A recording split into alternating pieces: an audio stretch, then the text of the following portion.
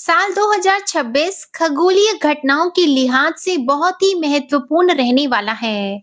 इस साल कुल 4 ग्रहण लगेंगे, जिनमें से पहला सूर्य ग्रहण पहले ही संपन्न हो चुका है। अब साल का दूसरा ग्रहण और साल 2026 का पहला चंद्र ग्रहण लगने जा रहा है।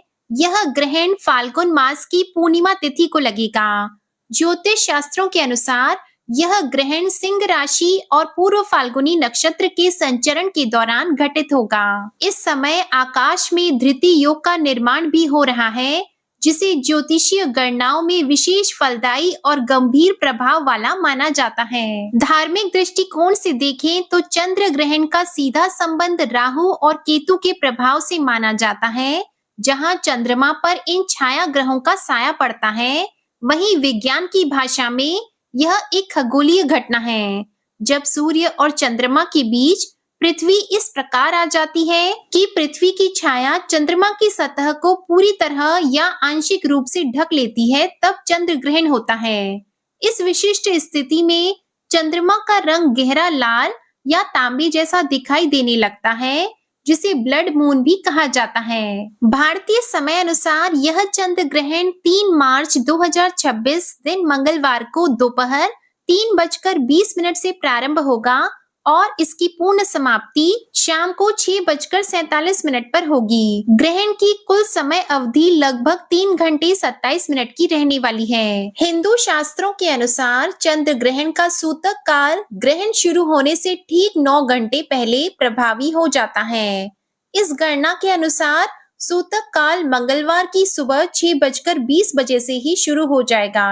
सूतक काल को एक अशुद्ध समय माना जाता है, इसलिए इस दौरान मंदिर के कपाट बंद रखे जाते हैं और किसी भी प्रकार की मूर्ति को स्पर्श या नए कार्य की शुरुआत को वर्जित माना जाता है। यह ग्रहण वैश्विक स्तर पर कई देशों में दिखाई देगा, जिसमें पाकिस्तान, अफगानिस्तान, इराक, ईरान, रूस, ऑस्ट्रेलिया, न्यूजीलैंड के साथ साथ उत्तरी और दक्षिणी अमेरिका शामिल हैं। भारत की बात करें तो यह देश के पूर्वी राज्य असम, अरुणाचल प्रदेश, मिजोरम, नागालैंड, मणिपुर में प्रमुखता से दिखाई देगा। पश्चिम बंगाल, दिल्ली, उत्तर प्रदेश, महाराष्ट्र और राजस्थान जैसे राज्यों में यह आंशिक रूप से नजर आएगा। भारत में चंद्रोदय शाम को लगभग 6:30 बजे होगा, इसलिए ग्रहण का दृश्य प्रभाव देश के अधिकांश हिस्सों में केवल अंतिम 17 मिनट 6:30 बजे से शाम 6:47 तक ही रहेगा।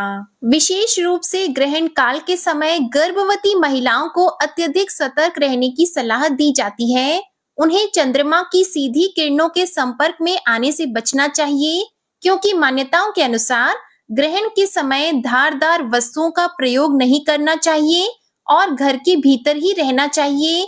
इसके अलावा बुजुर्गों, बच्चों और बीमार व्यक्तियों को भी ग्रहण की अवधि में बाहर न निकलने और सात्विक रहने का सुझाव दिया जाता है। चूंकि भारत में उस समय दिन होगा, इसलिए शाम 6:30 बजे चंद्रोदय होने तक सामान्य कार्यों में छूट ली जा सकती है, लेकिन अंतिम 17 मिनट अत्यंत ही महत्वपूर्ण होंगे, क्योंकि यह ग्रहण फाल्गुन पूर्णिमा को लग रहा है, जो कि होलिका दहन का दिन है।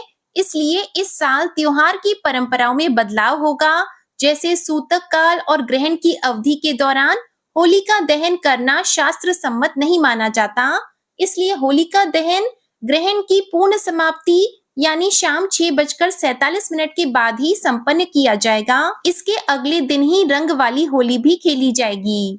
जो भी श्रद्धालु पूर्णिमा का व्रत, श्री सत्यनारायण भगवान की कथा या दान पुण्य करना चाहते हैं, उन्हें सूतक लगने से पहले यानी सुबह 6:20 से पहले अपनी पूजा को संपन्न कर लेना चाहिए। ग्रहण के समय किया गया मानसिक जाप और दान अक्षय पुण्य प्रदान करता है, जिसकी तुलना साल भर के अन्य दानों से नहीं की जा सकती। इसलिए इस दिन दान पुण्य करना भी विशेष लाभकारी रहेगा। आपको ये जानकारी पसंद आई हो तो वीडियो को लाइक करना मत भूलिएगा और चंद्र ग्रहण से संबंधित अन्य वीडियोस को भी हमारे चैनल पर आप जरूर देखिएगा और साथ ही चैनल को सब्सक्राइब करके बेल आइकन जरूर प्रेस कर लीजिएगा।